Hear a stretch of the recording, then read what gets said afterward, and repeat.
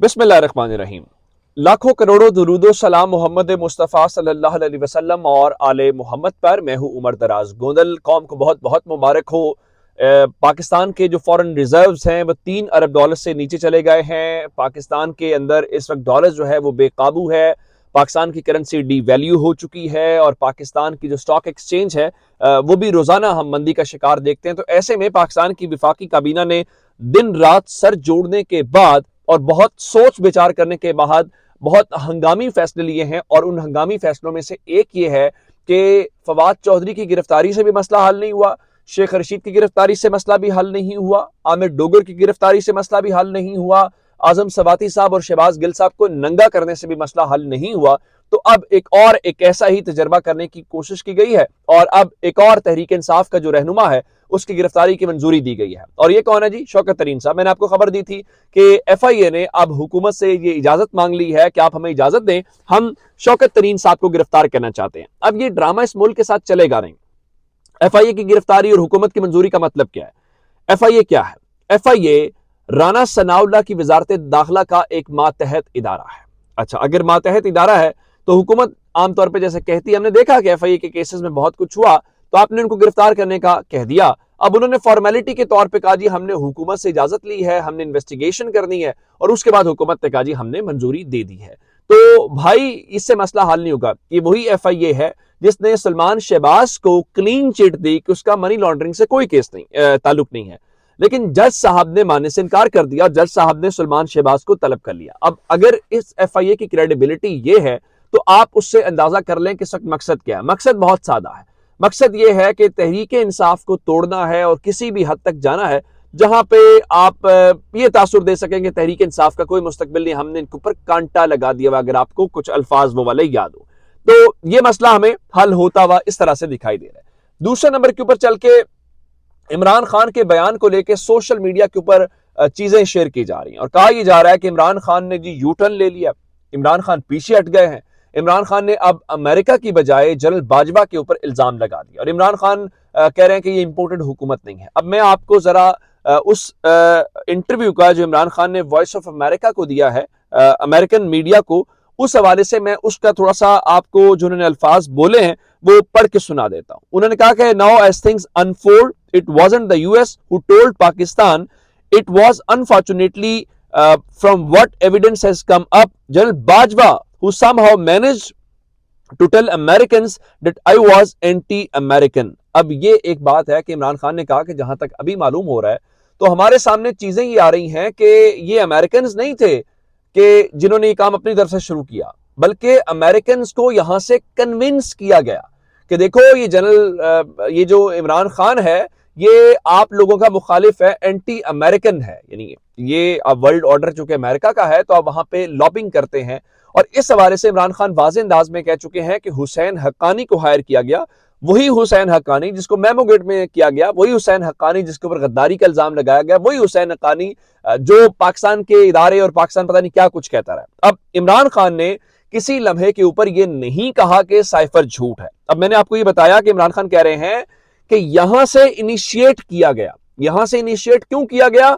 क्योंकि यहां से कुछ लोगों के इंटरेस्ट थे। चलिए, अगर यहां से इनिशिएट नहीं किया गया तो इमरान खान की हुकूमत कैसे गिर गई? पहली बात तो यह है।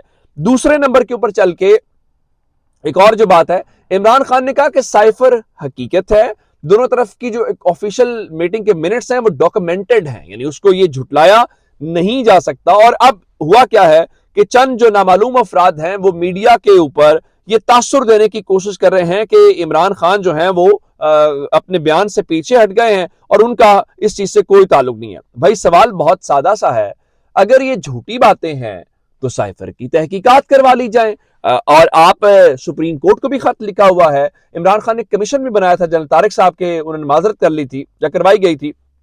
तो जनाब इमरान खान को गलत साबित करने का एक बड़ा आसान सा तरीका है। आप इमरान खान के इंटरव्यूज और बयानात के ऊपर क्यों जाते हैं? इन्वेस्टिगेशन कराएं, तहकीकात कराएं। तहकीकात से बेहतर क्या चीज हो सकती है? और आप मौका दें पाकिस्तान के सुप्रीम कोर्ट को या पाकिस्तान के इदारों को कि वो फैसला कर लें इमरान खान गलत कर रहे हैं, गलत बात कर रहे हैं। अगर ये नहीं होगा तो फिर ऐसे प्रोपेगेंडा करने से ये मीडिया चैनल जिनके ऊपर मैंने आपको बताया था कि 2.5 अरब रुपया सिर्फ 6 महीने के अंदर वजारत इत्तलात ने मीडिया चैनल्स को इश्तिहारात की मद में दिया है, तो तो भाई ये अरबों रुपए आपके हलाल तो वो कर सकते हैं, लेकिन अवाम के सामने वो नैरेटिव नहीं बना सकते। और अवाम आपके वो सिर्फ सिलेक्टेड जो क्या उसको कहना चाहिए कि क्या एविडेंस है या सिलेक्टेड किस्म के जो आपके क्लिप्स हैं वो नहीं हो सकते। मैं जरा आपको क्लिप सुना देता हूं कि वो आपको जरा अंदाजा भी हो जाएगा। Well, firstly, international relationships should not be based on birth. अच्छा, ये दूसरे वाला है जिसके अंदर वो कह रहे हैं कि आपके जो जाती ताल्लुका जो मुल्कों के दरमियान ताल्लुकात हैं वो इस तरह के नहीं होने चाहिए कि जिसमें जाती चीज। जरा ये सुनिएगा।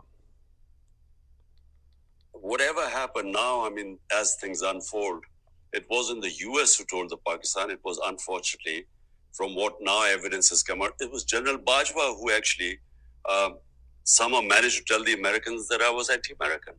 And so it wasn't imported from there, it was exported from here to there. So do you still believe that the US played a role in removing you from office? Well, the cipher is real. It was an official meeting minuted both sides between Donald Lu, the Undersecretary of State to South Asia, and the Pakistan ambassador. And this was brought to the National Security Council and our cabinet, the minutes of the meeting. Having said that, it's in the past. We have to move on. It's in the interest of Pakistan to have good relationship with the US, and that's what we. Imran Khan ने एक बार भी नहीं कहा कि cipher झूठ है। इमरान खान ने एक बार भी नहीं कहा कि यहाँ अमेरिका से हुक्म नहीं आया कि इमरान खान की हुकूमत गिरा दी जाए। इमरान खान कह रहे हैं कि साइफर रियल है।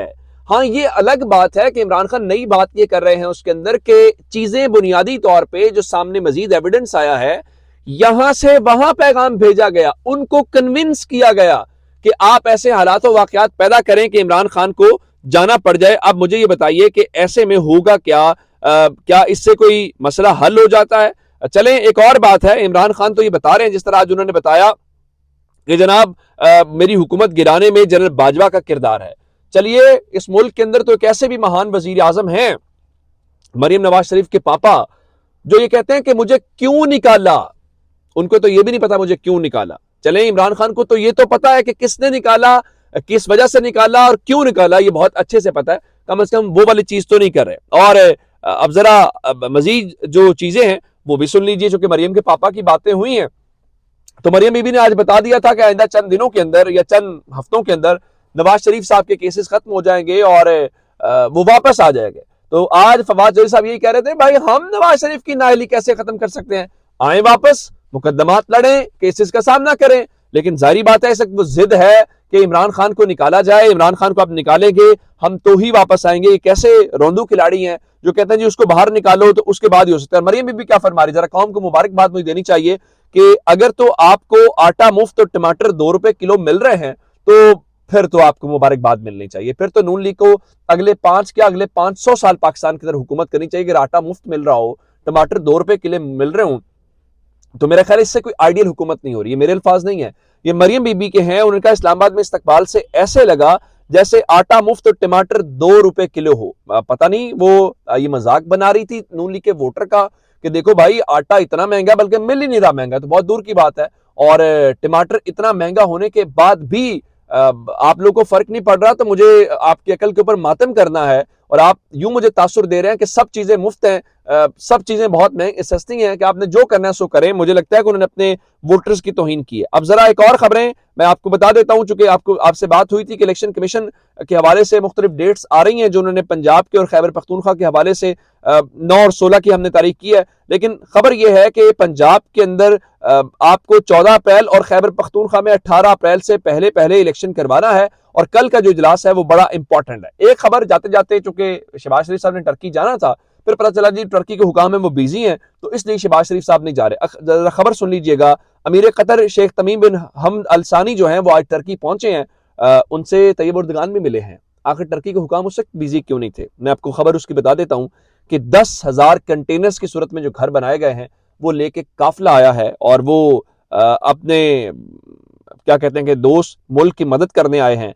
आपने जाना था मुफ्त, आपने जाना था फोटोशूट कराने, और आपने यहाँ पे तासुर देना था कि आप इंटरनेशनल लेवल के वो रहनुमा हैं, लेकिन टर्की वालों ने भी आपकी ये ड्रामेबाजी और शोबदाबाजी नहीं चलने दी। इससे आप अंदाज़ा लगा लीजिए कि हमारा वास्ता किन लोगों से पड़ा और पिछले थोड़े अरसे से पाकिस्तान के साथ क्या हो रहा है। अपना बहुत सारा ख्याल रखिएगा। खुदा हाफिज़।